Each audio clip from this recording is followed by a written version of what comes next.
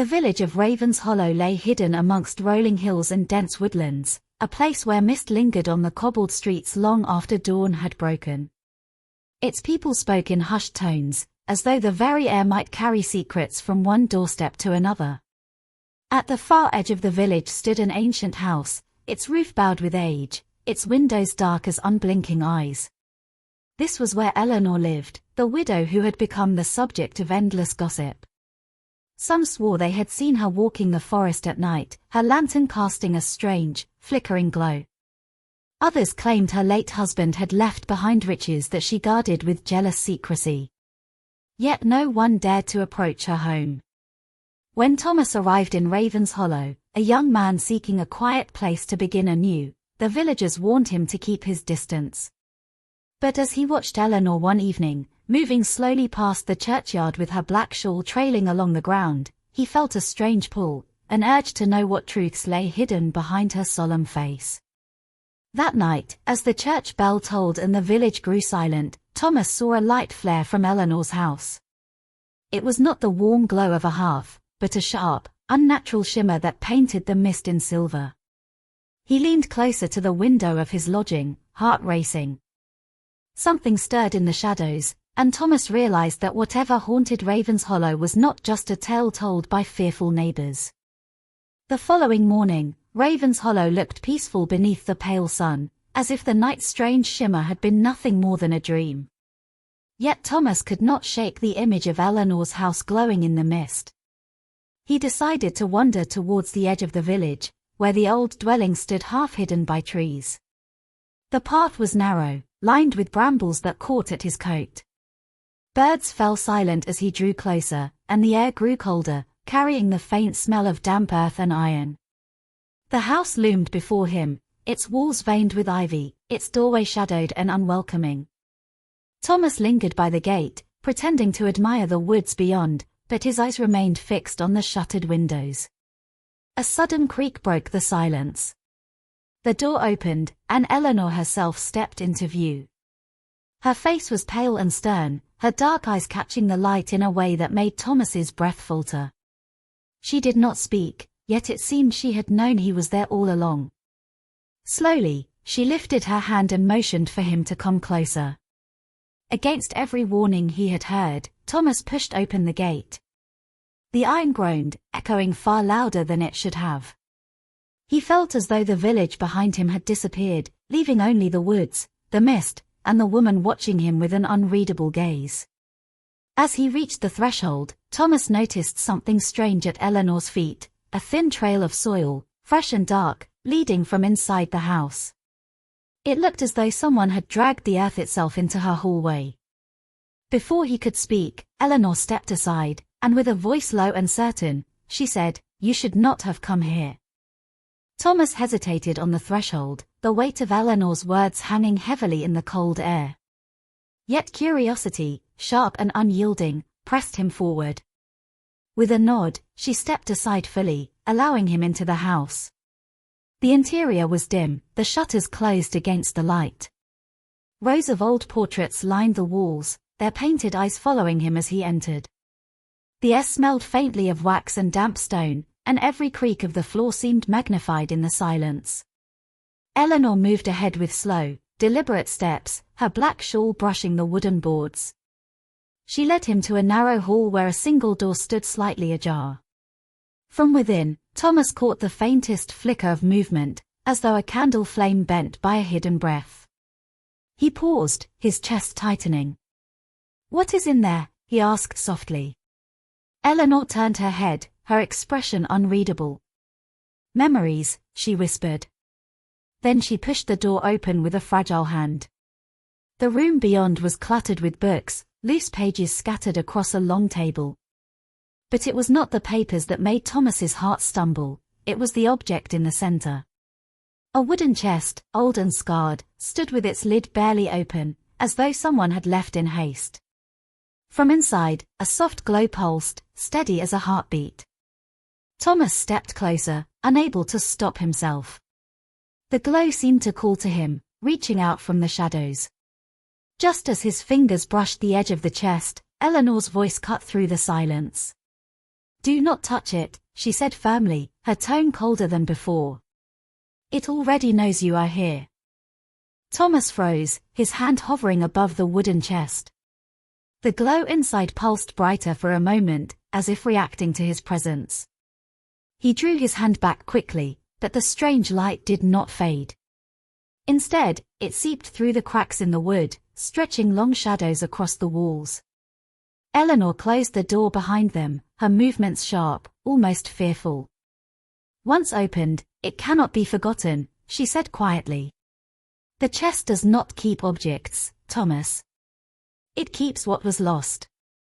Her words unsettled him, yet they awakened something in his mind, a memory of the night before, when the mist outside had glimmered with the same unnatural shimmer. He stepped closer to Eleanor. What is inside it?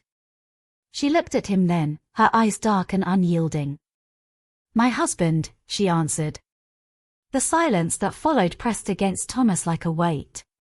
He glanced at the chest, its glow pulsing steadily, almost breathing. His voice was barely more than a whisper. You mean his body? No, Eleanor's lips trembled as she spoke. What remains of his soul? As if summoned by her words, the chest gave a sudden shudder. The lid shifted, opening the slightest fraction more. A low hum filled the room, vibrating through the wooden floor. Thomas staggered back, his skin prickling with cold. Eleanor reached for the lid with both hands, her fingers pale and trembling. It knows you now, she said in a voice that carried both dread and resignation. And once it knows you, it never lets go. The chest hummed like a living thing, its glow painting Eleanor's face with a ghostly pallor. Thomas could not look away, though every instinct told him to flee. His breath came shallow, his hands clammy at his sides. Eleanor pressed the lid shut with a sudden force, the hum softening to a faint vibration that lingered in the floorboards. Her shoulders sagged as if the act had drained her strength. For a long moment, she remained still, her hand resting on the rough wood as though calming a restless beast. Finally, she turned to Thomas. You should never have followed me here, she said, her voice heavy with sorrow. The villagers call me cursed, but they do not know the truth. I am not cursed. I am bound. Her words struck Thomas with a cold clarity. Bound to what? He asked, his voice catching. To him. Her eyes flicked towards the chest, then back to Thomas. My husband was a man of great knowledge, but his hunger for power led him to places no man should tread.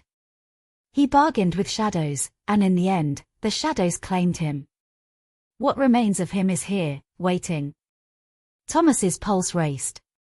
The idea of a soul trapped, restless and glowing, gnawed at his mind. Why keep it? Why not destroy the chest? Eleanor's face hardened, her jaw tightening. Because destruction does not end what has no end. If the chest is broken, what lies within would be freed. And then Ravenshollow would fall to darkness. As she spoke, the shutters rattled though no wind blew. The candles flickered violently, their flames bending towards the chest as if drawn by its unseen force. Eleanor gripped Thomas's arm suddenly, her nails biting into his sleeve. You are part of this now, she whispered. The chest has chosen you. And it will not rest until its hunger is answered. That night, Thomas could not sleep. Though Eleanor had insisted he leave before darkness fell, his mind was chained to the memory of the chest, its glow seared into his thoughts like an after-image of lightning. Back in the small cottage where he lodged, he paced before the fire until exhaustion forced him into bed. Yet slumber brought no peace. His dreams were filled with whispers, low and unearthly, pressing against his ears until he woke with a start. When he lifted his hand to wipe the sweat from his brow, he froze. There, etched faintly across his palm, was a mark. It shimmered in the firelight, a pale symbol he had never seen before, curling like smoke upon his skin. Fear clenched his chest. He rubbed at the mark, but it did not fade. Instead, it pulsed faintly, echoing the same rhythm as the glow from within the chest. A sudden knock rattled his door. Thomas jumped, heart hammering. No one should have been out at such an hour. He approached cautiously, his steps slow, the floor creaking beneath his feet. When he pulled the door open, the night air swept in, cool and sharp. At first, the doorway seemed empty. Then a voice drifted from the shadows. "It has begun," the voice whispered. Thomas's eyes widened. A figure stood just beyond the threshold, cloaked in black, their face hidden. But before he could speak, the figure melted back into the darkness, leaving only the echo of those chilling words. He glanced once more at the mark upon his palm. It pulsed again, stronger this time. The morning brought no comfort. Thomas stared at the mark on his palm as pale light filtered through the window. It had darkened overnight, twisting into sharper lines, almost like a rune carved into his flesh. He wrapped a cloth around his hand to hide it, though he knew concealment would change nothing. Unable to remain idle, he returned to Eleanor's house.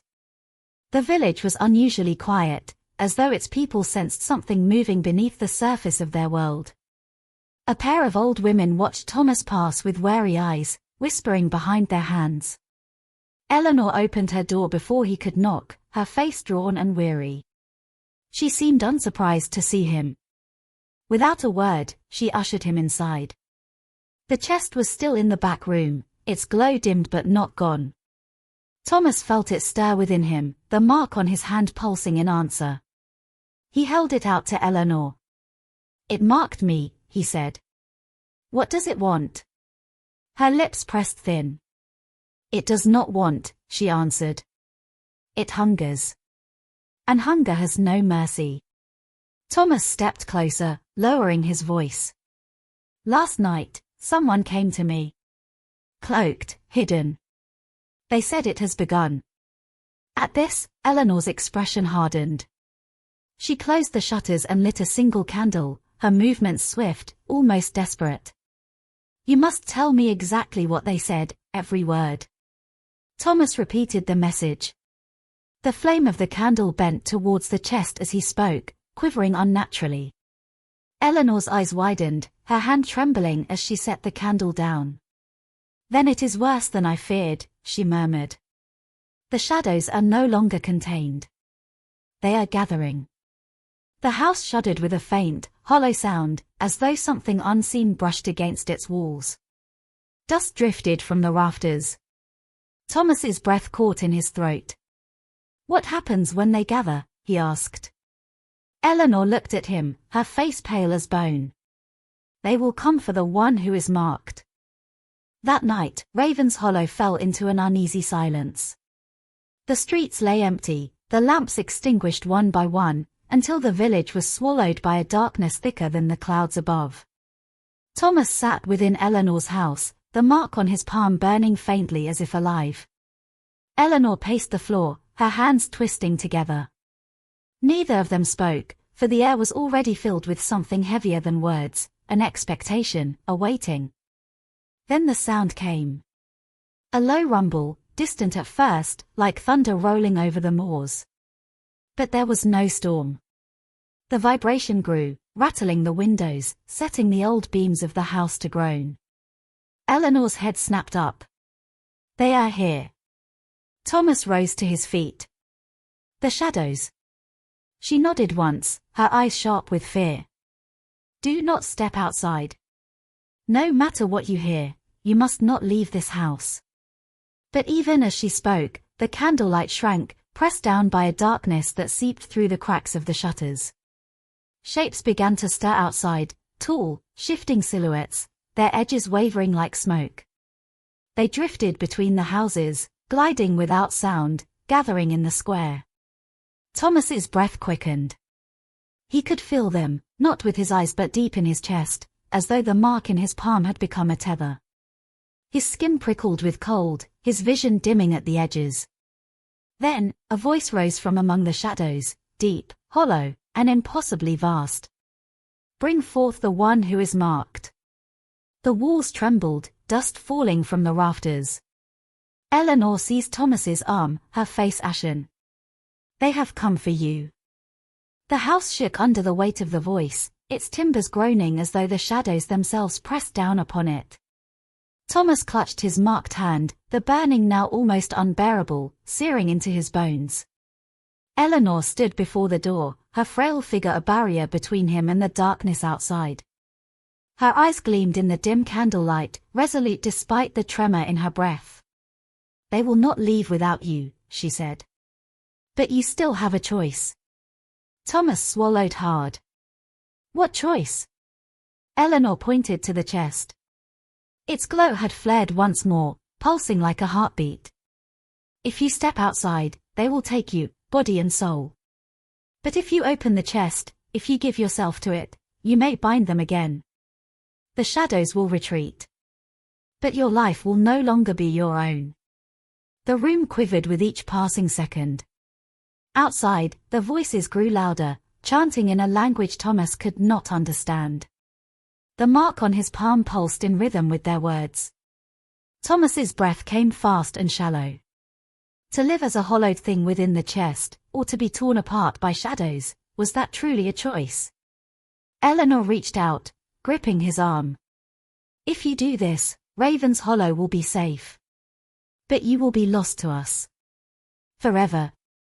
He looked into her eyes, searching for hope, but found only sorrow. Slowly, with trembling hands, Thomas approached the chest. Its lid shuddered as if waiting for him, light spilling through its cracks. Behind him, Eleanor whispered, "May your soul find peace, where mine never did." Thomas placed his marked hand upon the lid. At once, the glow surged, flooding the room in blinding brilliance. The chanting outside ceased in an instant, replaced by a wail so deep it seemed to shake the very earth. The light swallowed everything. When it faded, the house was silent. The chest sat closed in the corner, its glow gone. Eleanor fell to her knees, tears slipping down her cheeks. She pressed her hand against the wood, her voice breaking. "Forgive me, Thomas." Outside, Ravenshollow slept in quiet peace once more, unaware of the sacrifice made within those walls. But in the silence of the chest, a heartbeat echoed still,